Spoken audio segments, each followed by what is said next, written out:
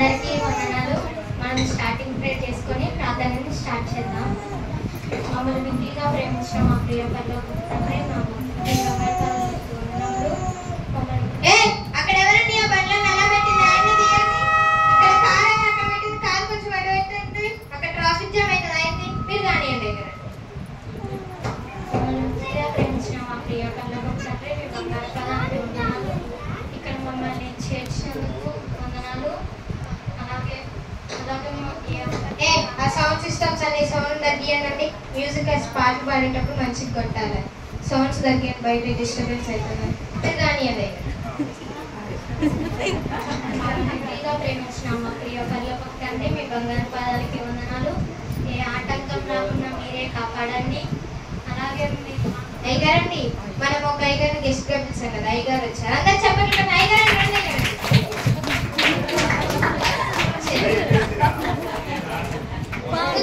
మీరు కానివ్వండి.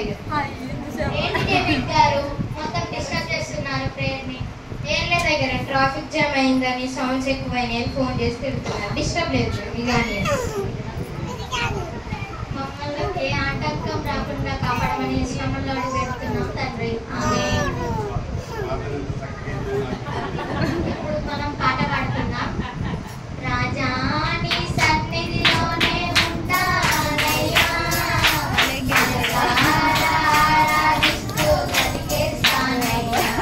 ఏంటై కదండి ఇంత చిన్నగా పాట పాడుతున్నారు? అందరు వెళ్ళిపోతారు. కానుకలు అయిపోయాను, మనకు బెనిఫిట్ రావాలి కదా. ఇప్పుడే ఆరాధన మొదలండి కదా డేవిడ్ గారు. లేదే కదండి, అందరూ నిద్రపోతున్నారు. కానుకలు అయిపోయిన అందరూ పాటలు పాడాలి. కానుకలే నావన్నీ మీరు కానివ్వండి కదా.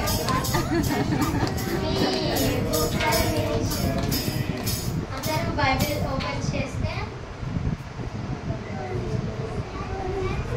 23వ దావీదు కీర్తన మొదటి నుంచి చివరి వరకు చదువుకున్నాం. యెహోవా నా కాపరి, నాకు ఏమీ కలగదు. పచ్చికగల చోట్ల ఆయన నన్ను పరిణింపజేయును.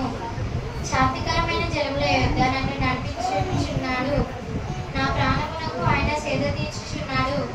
తన నామమును బట్టి నీతి మార్గంలో నన్ను నడిపించుచున్నాడు. గాఢాంధకారపు లోయలలో నేను సంచరించున్నాను. ఏ అపాయములకు ఏంటై కదండి ఇంత చిన్నగా వాక్యం చెప్తున్నారు? అందరూ నిద్రపోతున్నారు, ఆకలి అవుతుందంట, భోజనాల దగ్గరికి వెళ్ళాలి.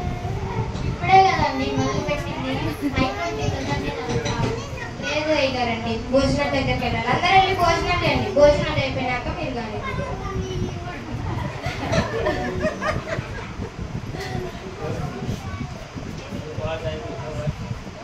మనం ఇప్పుడు ఎండింగ్ ప్రే చేసుకున్నాం. మమ్మల్ని మిక్కిలిగా ప్రేమించిన మా ప్రియ పరలోక తండ్రి, పదానికి వందనాలు. మమ్మల్ని ఆరాధనంతా కాపాడినందుకు, ఏ ఆటంకం రాకుండా కాపాడినందుకు వందనాలు. మేము క్షేమంగా చూడమని ఏ స్నామంలో అడిగి పెడుతున్నాం తండ్రి.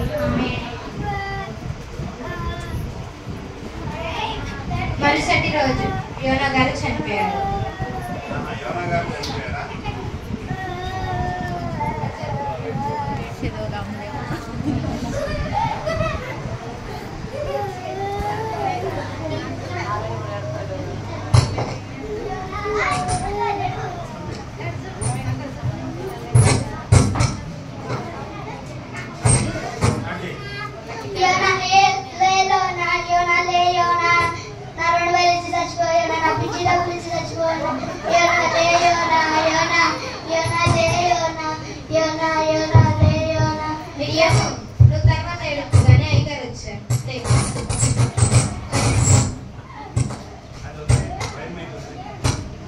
మనకి చాలా బాధాకరమైన విషయం, యోనా గారు చనిపోయారు. మన చర్చికి ఎంతో హెల్ప్ చేశారు. ఇప్పుడు డేవిడ్ గారు ఒక పాట పాడి బైబిల్ చదువుతారు. ఏంటో అయ్యారండి నన్ను చేయమంటారు. మన మధ్యలో ఉన్న యోనా గారు చనిపోవటం మనకు చాలా బాధాకరమైనటువంటి విషయం అండి. మనందరం ఒక పాట పాడుకుందాం. సంతోషం పొంగేను, సంతోషం పొంగేను. పాట పాడుతున్నారండి, చనిపోయిన దగ్గర నుంచి సంతోషం పొంగేనని పాడుతున్నారండి. ఏ పాట పాడాలి కదండి? మీరే పాడుకొని పాడి బైబిల్ అన్నా చదవండి. నా దగ్గర బైబిల్ లేదు కదండి. పేరుకు సెక్రటరీ కానీ బైబిల్ కూడా అవ్వదు.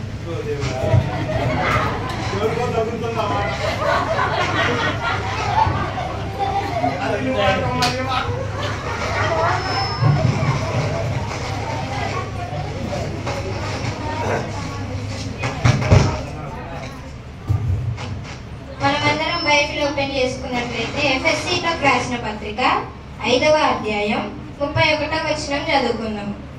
ఈ హేతువు చేత పురుషుడు తన తండ్రిని తల్లిని విడిచి తన భార్యను హత్తుకొనును, వారిద్దరును ఏక. వాక్యం చదువుతున్నారండి, చెట్పేట దగ్గరకు వచ్చి పెళ్లి వాక్యం చదువుతున్నారు. ఏ వాక్యం చదవాలి కదా, మీరే చదువుకోండి. పక్కకి వెళ్ళి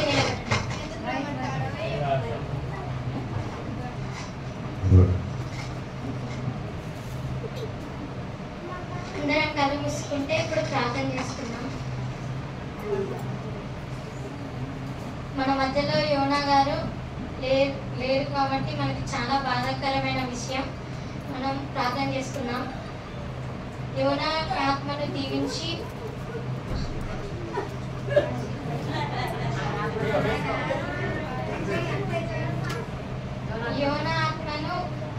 ఆశీర్వదించి శాంతి కలిగేటట్టు చూడమని యేసునామములో అడిగి పెడుతున్నాం తండ్రి. నెక్స్ట్ డే బర్త్డే ప్రే.